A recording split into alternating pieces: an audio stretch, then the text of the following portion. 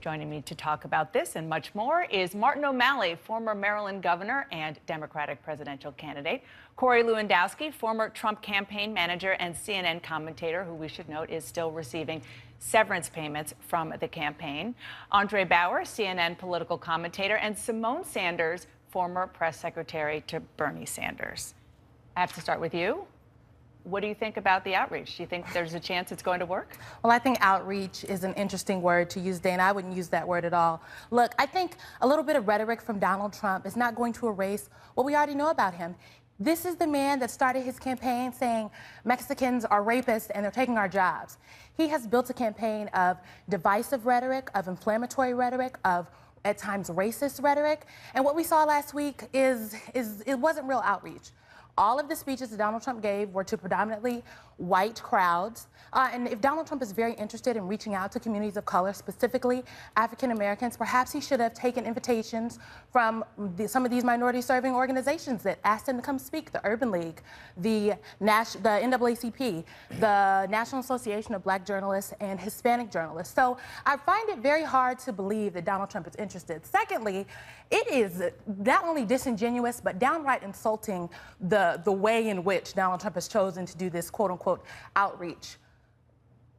Your schools are failing. You have no jobs. Does Donald Trump think all black people are poor? And furthermore, that all black people are Democrats, because they're not? So I really think that the Republican Party and the Trump campaign, for that matter, they have to take a very hard look at what outreach looks like, what their definition of outreach is. I know there's some very capable people that they have now hired at the committee, and that they're not letting them do their job. Let me get Corey in there. You know what is amazing is the hypocrisy of these statements. Donald Trump is saying, we want to include African Americans as part of the GOP. The Democrats have failed you, they've taken advantage of you, and now he's being criticized for asking for their support, when the criticism prior to that was he's done nothing to reach out to them. When the criticism, Donald Trump yesterday spent some time in New York having a leadership meeting with his prominent Hispanics from across the country, talking about what he can do as the next president to make sure that they have their interests represented. And we don't see any of that. What we have is the hypocrisy of saying we don't like the way he's doing, as opposed to saying, you know what, it's about time, it's a good thing, and growing and asking people to be part of the GOP, reminding them that it's the party of Lincoln, is a very good thing for the party, and it's a good thing for the country. So the hypocrisy of the way it's done is ridiculous. Dana, it would be a good thing were it not for the fact of the total hypocrisy of Donald Trump. I mean, Donald Trump cannot talk about the party of Lincoln. Donald Trump's immigrant bashing and racist rhetoric would make Lincoln roll over in his grave, Corey. I mean, the fat truth of the matter is Donald Trump wouldn't even repudiate the support from a Klan leader. He retweets racist mimes that are put out, and he says, oh, I'm not really making that up, Corey. He says, these are just things I'm repeating that other people do. And I don't think that was really outreach to the very diverse African-American voters throughout this country. That was a reinforcement of a stereotype about black people generally. I mean, you want to see some success of the American dream? Look at so many of the African-American families here in Maryland. Look at those young people in the Olympics winning gold medals. That's what our country's about. Andre, before I bring you in, Corey, do you want to respond to the governor? I think to be clear, Mr. Trump has repudiated the Klansmen who have said that they support him. He said, I don't know him, I don't want his endorsement, I want nothing to do with it. So I want to be very clear about that. He has said that. Moreover, if you look at what he has done recently, and he has met with African-American pastors around the country. If you look at the people who spoke at the convention, whether it's Darrell Scott or Mark Burns, who are consistently at his rallies talking about what that is. Darrell Scott, who just on this network this week said that all black people believe is satire. Darrell Scott, who engages in the race baiting and the racist rhetoric that Donald Trump does. These are the facts, Dana. Do that, but here's the difference. The Democratic Party has failed the African American community. It's not the party of Lincoln. Look, the modern-day Republican Party is a radical conservative party. Barack Obama has failed the African American population. There are less people now. Look, the African American population today makes less money on average than they did 4 years ago. What outreach has the Trump campaign and the Republican Party for that matter? What outreach has Hillary Clinton done? Pardon me, we can get to that in a second, but no, let's talk about Hillary Clinton. She's the one who's on the ballot. I know he wants to deflect, but what outreach has the Trump campaign and the Republican Party, for that matter, done to reach out to prominent African-American Republicans in their own party? There are prominent. He has done dozens of meetings. But, Corey, I'm telling you that the prominent African-American Republicans, people that I know, have said that there has been no outreach to them from the Trump campaign or the Republican Party. Secondly, There have been dozens of meetings that have been covered wildly. Secondly, Donald Trump's campaign, this is laughable to me, Donald Trump's campaign launched his African-American outreach effort without Donald Trump. Without Donald Trump, he was at the meeting. In North Carolina, just a couple weeks ago. So that's again, not true. to say Simone, that Donald you're Trump absolutely is factually interested, incorrect. To say that You're Donald Trump factually is interested, incorrect. all I want to know is to say that Donald Trump is actually interested in reaching out to African Americans. Look, that is not the way to Let me bring Andre, who's been waiting patiently, and let's just look at the data.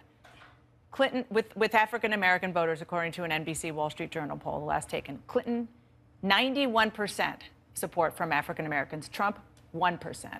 I get the idea of reaching out, but doesn't he have more groups that are more likely to come to him that he should be reaching out to, since this is such a huge disparity in terms of support? Well, first, let's say that both parties have left the African-American community, quite frankly. They've been taken for granted for far too long. It's been a hand in the wrong direction. There were so many opportunities to help people lift themselves up that have been missed. And so I'm glad the Republican Party and Donald Trump, under his leadership, is now doing something about it. We can criticize him all we want, but he is making an effort, and I'm glad he's making an effort. Democratic Party ought to reach out and do a better effort as well. I'm trying to tell you that for once, I'm happy that somebody's doing something positive, and so it's easy to get caught up and to beat him down. He's not doing it the way I would do it possibly. Let's turn, Governor, quickly to the other side of the aisle, to the other candidate running, Hillary Clinton. Listen to what Newt Gingrich said this week about Trump campaign plans regarding Hillary Clinton.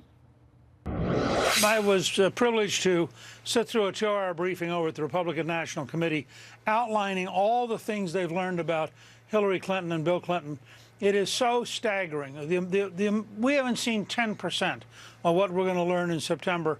She is going to drown under the impact. Have Republicans, has the Trump campaign been holding on to something that egregious, and you're going to wait until September? Look, I think what does he have? What you have now is that the American people are just trying to refocus on this campaign. That's been very clear, and everyone has understood that. And that's why you've seen this week Donald Trump has had the best campaign week. He has been on message. He has been spot on. He's delivered some phenomenal speeches. Some people say the best raw political talent in 100 years. And what you've seen right now is that campaign is squarely focused on going after Hillary Clinton. What you will see post-Labor Day is those ads which Newt alluded to. Governor, you ran against Hillary Clinton this year. You probably have had some opposition research files. Is there anything that you're worried about that hasn't come out that will? No, I think that the Clintons, both President Clinton and Secretary Clinton, are probably the most vetted, pecked over, and investigated couple in the history of the Republic. And I don't believe that we're going to hear anything that we have not heard before.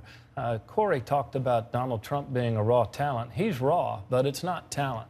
It's the rawness of scapegoating others. I mean, the man finally comes out with his first political campaign of the season, and it's attacking Syrian refugees. People, people have come to our country, Corey, with last names like Lewandowski and O'Malley, not because we're a nativist, white America only for white American sort of country. We're a place that's a beacon of hope for people like that little 5-year-old Syrian boy. And what does Donald Trump do? He runs an ad saying that we're being overrun with immigrants. I'm sorry, we're going to the governor's Give me a break. We're going to have to know. We have no way to vet. We're going to have, guys, when I'm they sorry. Start killing Americans, that will be a problem. We are going to have to continue this. Is what it is. Promise everybody will come back. We're going to continue this conversation. Thank you all for that very lively discussion.